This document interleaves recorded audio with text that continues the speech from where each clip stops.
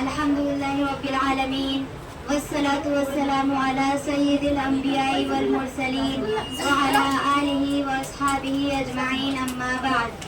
حضرات و خواتین، آج کا میرا عنوان ہے قرآن و حدیث میں فرق۔ اسی پر کچھ کلام کرنے کی جسارت کر رہی ہوں۔ حضرات و خواتین، قرآن مجید کے مطالعے سے معلوم ہوتا ہے کہ فلاح کا واحد راستہ اللہ تعالیٰ کا دین اسلام ہے۔ اللہ تعالیٰ نے سورہ آل عمران کی آیت نمبر 19 میں واضح فرما دیا کہ دین اللہ کے نزدیک اسلام ہے۔ اسی سورہ کی آیت نمبر 85 میں ارشاد فرمایا، اسلام کے سوا کسی اور دین کو اختیار کرنے والوں کے اعمال مقبول نہیں ہوں گے اور یہ لوگ آخرت میں خسارہ پانے والوں میں سے ہوں گے۔ اللہ تعالیٰ کے نازل کردہ دین کی معرفت حاصل کرنے کے دو ہی اہم اور مستند ترین ذرائع ہیں۔ ایک تو اللہ تعالیٰ کی کتاب، جس کو اللہ تعالیٰ نے ہر قسم کی تبدیلی اور تغیر سے محفوظ رکھا۔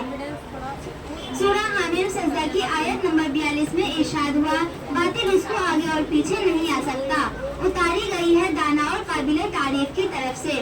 صدیاں گزر جانے کے باوجود قرآن مجید ہر قسم کی تحریف سے پاک ہے۔ اس کی ایک آیت تو درکنار، ایک لفظ، ایک حرف اور ایک حرکت کو بھی تبدیل نہیں کیا جا سکا۔ قرآن مجید چونکہ رسول اللہ صلی اللہ علیہ وسلم کے قلب اطہر پہ نازل ہوا، اسی لیے رسول اللہ صلی اللہ علیہ وسلم اس کے الفاظ کے ساتھ ساتھ اس کے مفہوم کو بھی بیان فرمانے والے تھے۔ قرآن مجید کی متعدد آیات سے اس حقیقت کی وضاحت ہوتی ہے کہ رسول اللہ صلی اللہ علیہ وسلم کی زندگی اہل ایمان کے لیے ایک نمونے کی حیثیت رکھتی ہے۔ اسی طرح آپ صلی اللہ علیہ وسلم کے جو نقش قدم پر چلتا ہے، اللہ تعالیٰ کے محبوب لوگوں میں شامل ہو جاتا ہے۔ جو آپ صلی اللہ علیہ وسلم کی اطاعت کرتا ہے، در حقیقت اللہ تعالیٰ ہی کی اطاعت کرتا ہے۔ اس لیے آپ صلی اللہ علیہ وسلم اپنی مرضی کے ساتھ کلام نہیں کرتے، بلکہ اللہ تعالیٰ کے وحی کے مطابق گفتگو فرمایا کرتے تھے۔ چنانچہ قرآن مجید کے بعد دین کو سمجھنے کے لیے آپ صلی اللہ علیہ وسلم کی سنت کی طرف رجوع کرنا انتہائی ضروری ہے۔ اللہ تعالیٰ نے جہاں قرآن مجید کو قیامت تک کے لیے محفوظ و معمول فرما دیا، وہیں پر اسوۂ رسول اللہ صلی اللہ علیہ وسلم کو بھی رہتی دنیا تک محفوظ فرما دیا۔ قرآن مجید جن ذرائع سے آنے والی نسلوں تک منتقل ہوا، انہیں ذرائع سے حدیث رسول اللہ صلی اللہ علیہ وسلم بھی آنے والی نسلوں تک منتقل ہوتی رہی۔ قرآن مجید عہد رسالت مآب میں لکھا جاتا رہا اور دلوں میں بھی محفوظ ہوتا رہا۔ اسی طرح حدیث رسول اللہ صلی اللہ علیہ وسلم بھی کتابت اور حفظ کے مراحل سے گزرتی رہی اور صحابہ کرام رضی اللہ عنہ سے تابعین اور تبع تابعین تک منتقل ہوتی رہی۔ قرآن مجید ابتدائی طور پر ہی کتابی شکل میں محفوظ ہو گیا، جبکہ حدیث پاک کو محدثین اعظام نے چھان بین کے بعد کتابی شکل میں مدون کیا۔ اگرچہ کتب احادیث میں اقوال، اعمال اور واقعات تو نبی کریم صلی اللہ علیہ وسلم ہی کے تھے، لیکن ان کی ترتیب محدثین نے اپنے اپنے انداز میں کی۔ حضرات و خواتین، واضح رہے کہ وحی کی دو قسمیں ہیں، نمبر 1 مطلوب جو تلاوت کی جاتی ہے، نمبر 2 غیر مطلوب جو تلاوت نہیں کی جاتی۔ وحی مطلوب کا نام قرآن ہے، جن کے الفاظ و معنی اللہ تعالیٰ کی جانب سے ہے، اور وحی غیر مطلوب حدیث رسول اللہ صلی اللہ علیہ وسلم ہی کے ہیں اور اس کے الفاظ حضرت صلی اللہ علیہ وسلم کے ہیں اور معنی اللہ تعالیٰ کی طرف سے ہیں۔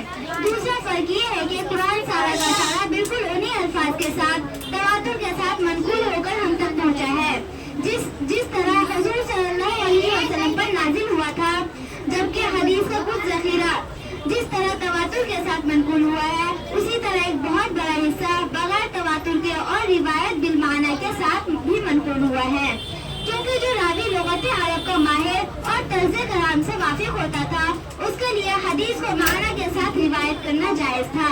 چنانچہ اسی وجہ سے قرآن کی کسی ایک بھی آیت کا انکار کرنے والا کافر ہو جائے گا، جبکہ حدیث کی ایک قسم یعنی متواتر کے علاوہ دوسری اقسام کا انکار کرنے سے فسق تو لازم آتا ہے، لیکن کفر لازم نہیں آتا۔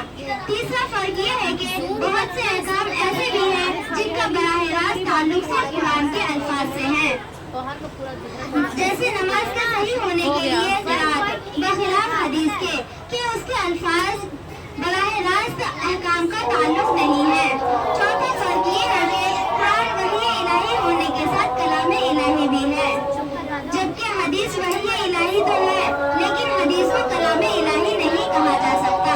حضرات و خواتین، حدیث بھی قرآن کی طرح وحی ہے، مگر چند اعتبار سے دونوں میں کچھ فرق ہے۔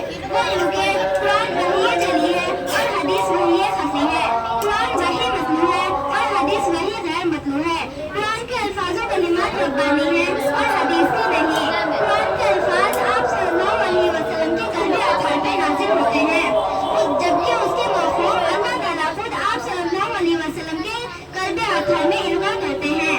दहन मुबारक एक और ज़बान मुबारक भी एक, मगर जब आप सल्लल्लाहु अलैहि वसल्लम कुरान करीम को पढ़कर सुनाते तो फरमाते कि ये कुरान करीम है और अपनी बात नहीं मिलाते, और जब गुफ्तगू फरमाते हैं तो उसे हदीस पाक का नाम देते और उसमें कुरान पाक को नहीं मिला पाते, मगर दोनों का मज़मून रब्बानी है। आप सल्लल्लाहु अलैहि वसल्लम की ये हदीस कि मुझ पर कुरान उतरा है को मानकर कुरान को तस्लीम करना लाज़मी है, तो फिर हदीस को मानने में कौन सी कबाहत है। खैर, ये मुख्तसर सी बातें थी जो कुरान और हदीस में के फ़र्क के ज़िम्न में बयान की गई। हाँ, इतना याद रखें, कुरान और हदीस मिलकर दीन बनता है और उन्हीं पर अमल से इंसान में दीनदारी आती है।